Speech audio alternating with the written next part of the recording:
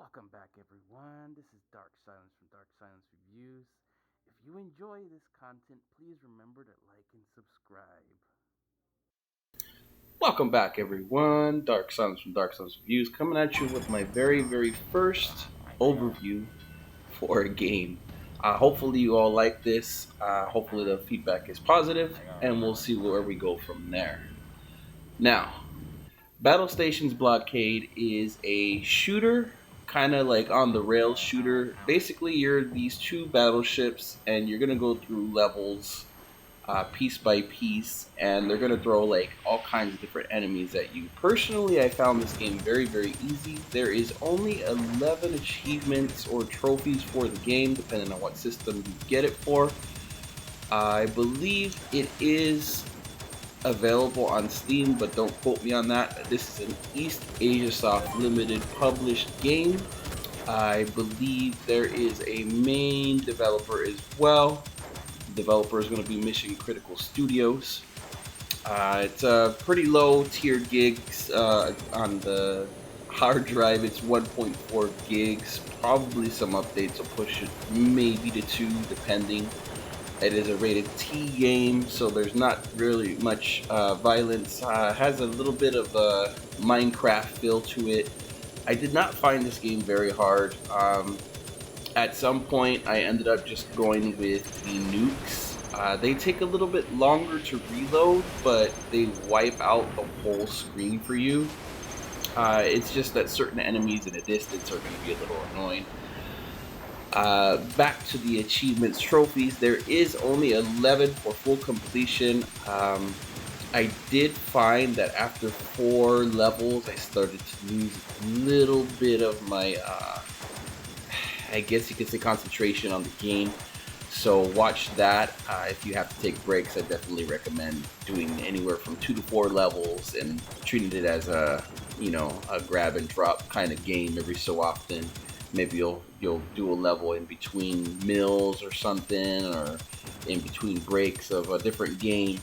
I just recommend taking your time with it. But if you can make it all the way through, good luck. It's 11 levels, 11 achievement trophies straight through. Not really much else to say about the game. There is some kind of story there, but it's not very interesting. They do throw you into a tutorial right out the gate, so bear that in mind too. The tutorial will take probably a couple minutes. The tutorial's really I found the tutorial to be a little boring, but once the game gets started, they start throwing all kinds of stuff at you.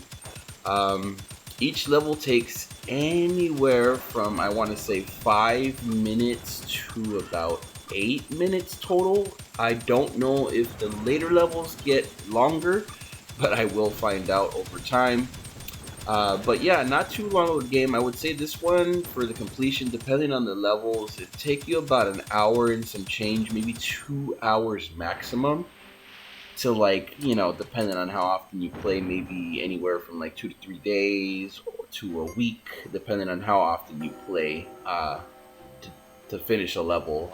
Obviously, there's 11 levels, so you're gonna want to spread it across 11 days if that's how you play. But with that being said, not very long. Not much else to say about the game. Like I said, not great, not bad. But definitely a really quick little achievement hunter trophy game.